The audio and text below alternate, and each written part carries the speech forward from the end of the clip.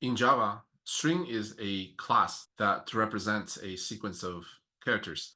Strings are among the most widely used objects in Java applications. Whenever you see a string declared on the stack, you can initialize it with a collection of characters sitting in between these two quotes. Remember, a string is a sequence of Java characters or primitive chars. So W is a char, so is E, so is L, so is C, so is the space even. These are primitive chars. And they're basically sitting inside an array that consists of a series of contiguous memory spaces, each store a char. So welcome to Java is literally an array of characters. So that's a string. String is also a class. Just like some of the Java classes that you've observed, like the math libraries that we saw earlier, a string is just a Java library. It has a whole bunch of features associated with it. And these features are really just methods or functions that allow you to manipulate a string, such as finding a substring, concatenating strings, and things like that. So there's a lot of things you can do with these operations that are part of the Java library called string class. Notice string S is capital S, not small s. In Java, when you have a class name, it always precedes with a capital letter. So that's what a string is. Later on, we'll look at string class, which is immutable, meaning once a string object is created, its value cannot be changed. That's a little more advanced. For now, let's just focus on how we declare a string variable such as what we did above, how to assign a string to a variable, how to concatenate strings, and to perform simple operations. Let's look at some of the methods for string objects. It turns out the string class includes various methods for examining individual characters, comparing strings, searching strings, extract substrings, and for creating a copy of a string with characters translated to upper or lowercase, etc. These are some of the most common methods that you would invoke on to get things done. For example, if you do length, and this is a function that takes no parameters, this simply returns the number of characters in the string. So if you have a string, str equals Java, and if you invoke length on the str variable, you'll get 4 back because you have 4 characters inside this Java string. You can also invoke char at, notice the capital A here, with respect to the index of the characters that you're trying to get. They'll return the character at the specified index of your choice from the string. We haven't talked about array, but array indexing starts with 0 and 1, 2, 3. So if you have Java sitting inside of it and you do char at 3, this is going to return A. And notice that the returned character is a primitive char, not the Java character class. There's also concatenation, which is called concat methods, to uppercase to convert your entire string to uppercase.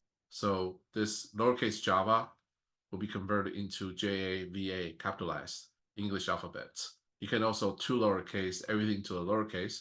You can also trim all of the white spaces on both sides.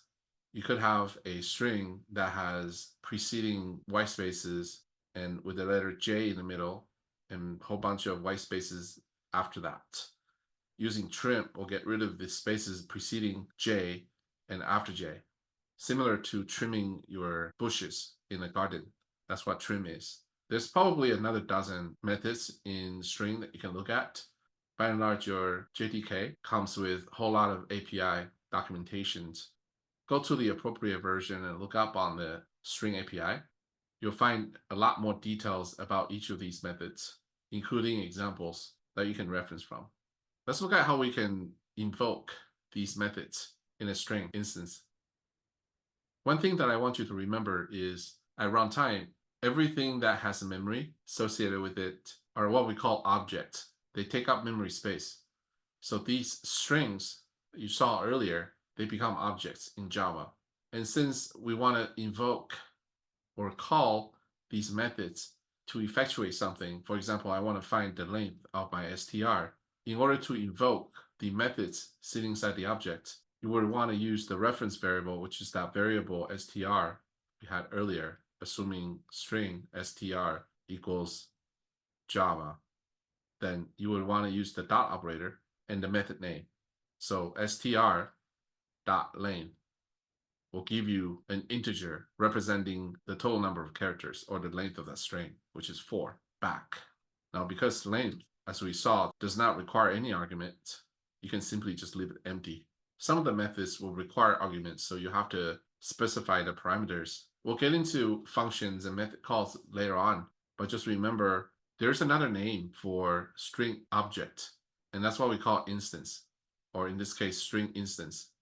Instance and objects are synonymous in object-oriented programming language to specify something that takes up memory space. You can think of this instance or an object having a memory at runtime to be able to invoke these methods, like finding the length of a string, concatenating several string instances to create a combined string, etc.